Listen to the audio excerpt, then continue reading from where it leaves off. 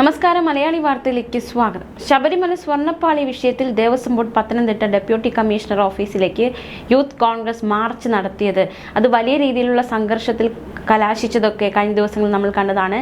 ഈ മാർച്ചിനിടെ സംഘർഷമുണ്ടാകുന്നു. ഉടനെ കോൺഗ്രസ് വക്താവ് സന്ദീപ് വാര്യർ അടക്കമുള്ളവർ അറസ്റ്റിലാകുന്നു. ഇവരെ റിമാൻഡിലായി. ഇവരിപ്പോൾ ജയിലിലാണ്. ഇപ്പോൾ ഇതാ സന്ദീപ് വാര്യർ ഉൾപ്പെടെ 17 കോൺഗ്രസ് നേതാക്കൾ കൊട്ടാരക്കര സബ് ജയിലിലാണ് ആയിരിക്കുന്നത്. ഇവരെ രാഹുൽ മാങ്കൂട്ടത്തിൽ സന്ദർശിച്ചിരിക്കുകയാണ്. കഴിഞ്ഞ രാത്രിയിലായിരുന്നു ഇവരെ ജയിലിലെത്തി രാഹുൽ മാങ്കൂട്ടത്തിൽ സന്ദർശിച്ചത്.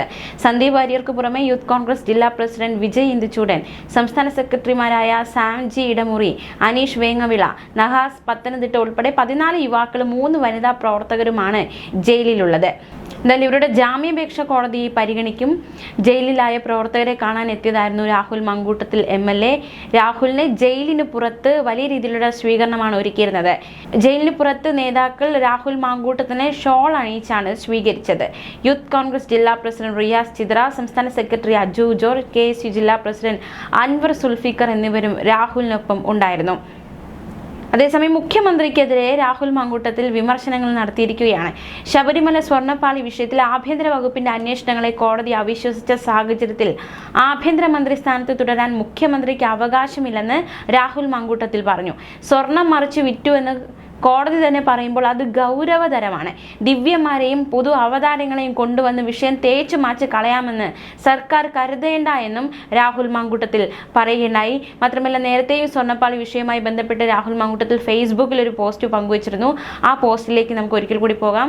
ശബരിമല അയ്യപ്പന്റെ പൊന്നുകെട്ട വിഷയത്തിൽ മാധ്യമങ്ങൾക്ക് ആഘോഷിക്കാൻ ഏതെങ്കിലും ഒരു ദിവ്യനെ എറിഞ്ഞുകൊടുത്ത് സ്വയം രക്ഷപ്പെടാമെന്ന് ഈ അമ്പലം വിഴുങ്ങി സർക്കാർ വിചാരിക്കേണ്ട. ആ മസാല പുരട്ടിയ വാർത്തകൾക്ക് പിന്നാലെ പോകാൻ വിശ്വാസികളും അല്ലാത്തവരുമായ ഈ നാട്ടിലെ മനുഷ്യർ തയ്യാറല്ല. ഞങ്ങൾക്ക് ഉത്തരം തരേണ്ടത് ഏതെങ്കിലും അവതാരമോ ഉദ്യോഗസ്ഥരോ ദേവസ്വം ബോർഡോ അല്ല, മറിച്ച് ഈ നാട് ഭരിക്കുന്ന സർക്കാരാണ്. ഒരുപാട് ചോദ്യങ്ങൾ അന്തരീക്ഷത്തിൽ നിലനിർത്തി സംശയത്തിന്റെ ആനുകൂല്യത്തിൽ കട്ട സ്വർണത്തിന്റെ പണക്കൊഴുപ്പിന്റെ PR-ൽ രക്ഷപ്പെടാമെന്ന് സർക്കാർ വിചാരിക്കേണ്ട. ഞങ്ങളുടെ ഒന്നാമത്തെ ചോദ്യവും രണ്ടാമത്തെ ചോദ്യവും തൊട്ട് അവസാനത്തെ ചോദ്യം വരെ ഇതാണ്: ശബരിമല അയ്യപ്പ സ്വാമിയുടെ സ്വർണത്തിൽ പൊതിഞ്ഞ പാളികൾ എവിടെ? ശബരിമല അയ്യപ്പ സ്വാമിയുടെ സ്വർണത്തിൽ പൊതിഞ്ഞ പാളികൾ എവിടെ? ശബരിമല അയ്യപ്പ സ്വാമിയുടെ സ്വർണത്തിൽ പൊതിഞ്ഞ പാളികൾ എവിടെ? ഈ ചോദ്യം ഇങ്ങനെ ചോദിച്ചുകൊണ്ടേയിരിക്കും, ഉത്തരം കിട്ടും വരെ. നാടിനെ കാക്കുന്ന അയ്യന്റെ പൊന്ന് കക്കുന്ന സർക്കാരിനെതിരെ ഈ നാട് മതങ്ങൾക്കും വിശ്വാസങ്ങൾക്കും അതീതമായി സംഘടിക്കും, സംസാരിക്കും, പ്രതികരിക്കും എന്നായിരുന്നു രാഹുൽ മാങ്കൂട്ടത്തിൽ ഫേസ്ബുക്കിൽ കുറിപ്പ് പങ്കുവച്ചത്. കഴിഞ്ഞ ദിവസങ്ങളൊക്കെ ഈ ഒരു ശബരിമല സ്വർണ്ണപ്പാളി വിഷയവുമായി ബന്ധപ്പെട്ട് രാഹുൽ വലിയ രീതിയിലുള്ള വിമർശനങ്ങളാണ് സർക്കാരിനെതിരെ ഉന്നയിച്ചുകൊണ്ടിരുന്നത്. ഇപ്പോൾ ഈ ഒരു വിഷയവുമായി ബന്ധപ്പെട്ട് കോൺഗ്രസ് നടത്തിയ മാർച്ചിൽ അറസ്റ്റിലായ കോൺഗ്രസ് പ്രവർത്തകരെ കാണാൻ ജയിലിലും എത്തിയിരിക്കുകയാണ് രാഹുൽ മാങ്കൂട്ടത്തിൽ. അതേസമയം ശബരിമലയിലെ സ്വർണ്ണപ്പാളി വിവാദത്തിൽ കൂടുതൽ വിവരങ്ങൾ അടങ്ങിയ അന്തിമ റിപ്പോർട്ട് ദേവസ്വം വിജിലൻസ് ഇന്ന് ഹൈക്കോടതിയിൽ സമർപ്പിക്കും. ഇടക്കാല റിപ്പോർട്ടിൽ കണ്ടെത്തിയത് കൂടാതെ മറ്റു ചില പ്രധാനപ്പെട്ട കണ്ടെത്തൽ കൂടി ദേവസ്വം വിജിലൻസിന്റെ റിപ്പോർട്ടിൽ ഉണ്ടാകുമെന്നാണ് സൂചന. ദേവസ്വം ബോർഡിലെ കൂടുതൽ ഉദ്യോഗസ്ഥർക്കെതിരെയും കണ്ടെത്തലുണ്ടാകും. പൂർണ്ണ റിപ്പോർട്ട് നൽകിയാൽ ഉടൻ ഹൈക്കോടതി നിയോഗിച്ച പ്രത്യേക അന്വേഷണ സംഘം കേസെടുത്ത് അന്വേഷണം നടത്തും. പമ്പ സ്റ്റേഷനിൽ കേസ് രജിസ്റ്റർ ചെയ്യാനാണ് പ്രത്യേക അന്വേഷണ സംഘത്തിന്റെ നിലവിലെ തീരുമാനം. മാത്രമല്ല, ഉണ്ണികൃഷ്ണൻ പോറ്റി ആരോപണ വിധേയനാണ്. ഉണ്ണികൃഷ്ണൻ പോറ്റിയെയും മറ്റ് ആരോപണ വിധേയരായ ഉദ്യോഗസ്ഥരെയും പ്രതി ചേർക്കുക എന്നൊരു നീക്കവും കൂടി നടത്താൻ ഉദ്ദേശിക്കുകയാണ് അന്വേഷണ സംഘം. ഹൈക്കോടതി ഒരു പ്രത്യേക അന്വേഷണ സംഘത്തെ നിയോഗിച്ചിട്ടുണ്ട്. ഈ സംഘത്തിലെ അന്വേഷണ ഉദ്യോഗസ്ഥരെ പൂർണ്ണമായും ദ്വാരപാലക ശില്പങ്ങളുമായി ബന്ധപ്പെട്ട കേസ് അന്വേഷണത്തിന് നിയോഗിച്ചുകൊണ്ട് സർക്കാർ ഇറക്കിയ ഉത്തരവും ഹൈക്കോടതിയിൽ സമർപ്പിക്കും. ADGP H. വെങ്കിടേഷ് നയിക്കുന്ന സംഘത്തിൽ ഹൈക്കോടതി നിർദ്ദേശിച്ച ഉദ്യോഗസ്ഥരുമുണ്ട്. ഇതിനിടെ ദ്വാരപാലക ശില്പം അടക്കമുള്ള അമൂല്യ വസ്തുക്കളുടെ പരിശോധനയ്ക്കായി മുൻ ഹൈക്കോടതി ജഡ്ജി ജസ്റ്റിസ് KT ശങ്കരൻ ശനിയാഴ്ച ആറന്മുളയിലും തുടർന്ന് സന്നിധാനത്തും എത്തും.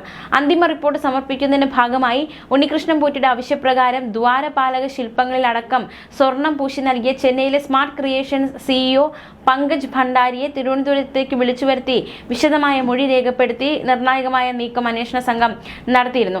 2019 സ്വർണം പൂശിയ ശില്പങ്ങൾ 2025 വീണ്ടും പൂശി. ഇത് എന്തുകൊണ്ട് ഇങ്ങനെ ചെയ്തു എന്നതിനെ സംബന്ധിച്ചും ഒരു വിശദീകരണം അന്വേഷണ സംഘം തേടിയിട്ടുണ്ട്. ഇതുകൂടി ചേർത്താകും ഹൈക്കോടതിയിൽ ഈ ഒരു ദേവസ്വം വിജിലൻസ് റിപ്പോർട്ട് സമർപ്പിക്കുക. ഇതിനിടെ ദ്വാരപാലക ശില്പങ്ങളിലെ സ്വർണ്ണപ്പാളി തനിക്ക് കിട്ടി എന്ന റിപ്പോർട്ടുകൾ തള്ളി ബംഗളൂരിലെ വ്യവസായി വിനീത് ജെയിൻ രംഗത്തെത്തിയതും കേസിനെ സംബന്ധിച്ച് നിർണായകമായ വഴിത്തിരിവായി മാറിയിരിക്കുകയാണ്. എന്തായാലും ഈ റിപ്പോർട്ടിൽ നിർണായകമായ കണ്ടെത്തലുകൾ ഉണ്ടെന്നാണ് സൂചന. റിപ്പോർട്ട് കിട്ടിയാൽ ഉടൻ ഹൈക്കോടതി നിയോഗിച്ച പ്രത്യേക അന്വേഷണ സംഘം കേസെടുത്ത് അന്വേഷണം തുടങ്ങും. എന്തായാലും മോഷണം നടന്നു എന്ന നിഗമനത്തിൽ തന്നെയാണ് നിലവിൽ ദേവസ്വം വിജിലൻസ് ആയിരിക്കുന്നത്. അത്തരത്തിൽ ഒരു മോഷണം നടന്നിരിക്കും, അങ്ങനെയെങ്കിൽ മോഷ്ടിച്ചത് ആരാണ് എന്ന ചോദ്യം ഉയരുന്നുണ്ട്. 24 ക്യാരറ്റ് സ്വർണ്ണമാണ് 1994 വിജയ് മല്യ പൊതിഞ്ഞു നൽകിയത്. ദ്വാരപാലക ശില്പങ്ങൾ ഉൾപ്പെടെ സ്വർണം പൊതിഞ്ഞിരുന്നു. വിഷയത്തിൽ ക്രിമിനൽ കേസെടുത്ത് അന്വേഷണം നടത്തണമെന്നാണ് റിപ്പോർട്ടിലുള്ളത്. ദേവസ്വം ഉദ്യോഗസ്ഥർ അടക്കമുള്ളവർക്ക് തട്ടിപ്പിൽ പങ്കുണ്ട് എന്നാണ് കരുതുന്നത്. വലിയ ഗൂഢാലോചന നടന്നിട്ടുണ്ട്. സ്വർണ്ണപ്പാളി ചെമ്പെന്ന് രേഖപ്പെടുത്തിയതിൽ ഗൂഢാലോചന. സ്പോൺസർ ഉണ്ണികൃഷ്ണൻ പോറ്റിയെയും ദേവസ്വം ഉദ്യോഗസ്ഥരെയും പ്രതിയാക്കി അന്വേഷണം മുന്നോട്ടു പോകണമെന്നും റിപ്പോർട്ടിൽ ഉണ്ട് എന്നാണ് പുറത്തുവരുന്ന വിവരങ്ങൾ സൂചിപ്പിക്കുന്നത്. കോടികളുടെ സ്വർണ്ണക്കൊള്ളയാണ് നടക്കുന്നത്. തിരിമറിക്ക് പിന്നിൽ ഉണ്ണികൃഷ്ണൻ പോറ്റിയാണ്. മാത്രമല്ല 2019 സ്വർണ്ണപ്പാളി മറച്ചു വിറ്റു എന്ന റിപ്പോർട്ടുകളും വരുന്നുണ്ട്. എവിടെയാണ് സ്വർണ്ണപ്പാളി വിറ്റത് എന്ന കാര്യത്തെ കുറിച്ച് വ്യക്തതയില്ല. തീർച്ചയായിട്ടും ഇത്തരത്തിലുള്ള ആരോപണങ്ങളൊക്കെ ശക്തമായി നിൽക്കുകയാണ്. അറ്റകുറ്റപ്പണിക്കായി ചെന്നൈയിലേക്ക് എത്തിക്കുന്നതിന് മുൻപ് തന്നെ സ്വർണ്ണപ്പാളി മാറ്റിയിരിക്കാം എന്നൊരു നിഗമനം നിലവിലുണ്ട്.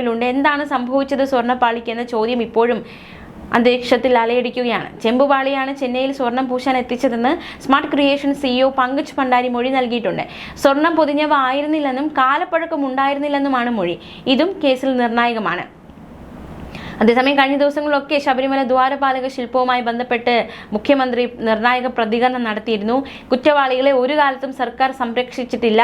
തെറ്റ് ചെയ്തവർക്കെതിരെ മുഖം നോക്കാതെ നടപടിയെടുക്കുന്ന രീതി ഞങ്ങളുടെ ശീലമാണ് എന്നായിരുന്നു മുഖ്യമന്ത്രിയുടെ പ്രതികരണം. വിഷയത്തിൽ ഗൗരവമായ പരിശോധന നടക്കണമെന്നാണ് ഹൈക്കോടതിയിൽ ദേവസ്വം ബോർഡ് വകുപ്പും സ്വീകരിച്ചിട്ടുള്ള നിലപാട്.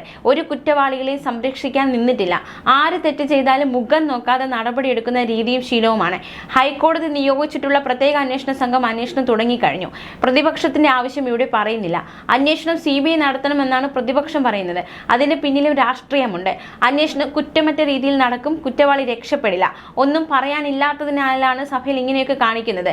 എന്തായാലും പ്രതിപക്ഷം പക്ഷേ ഇത് രാഷ്ട്രീയ ആയുധമായി എടുത്തിട്ടുണ്ട്. അവരുടെ ആവശ്യം ഈ ദേവസ്വം മന്ത്രി രാജിവെക്കണമെന്നാണ്. ദേവസ്വം മന്ത്രിയും ദേവസ്വം ബോർഡും ഒക്കെ അവർക്കെതിരെ നടപടി ഉണ്ടാകണമെന്ന ആവശ്യം പ്രതിപക്ഷം ആവർത്തിച്ച് പറഞ്ഞുകൊണ്ടിരിക്കുന്നു.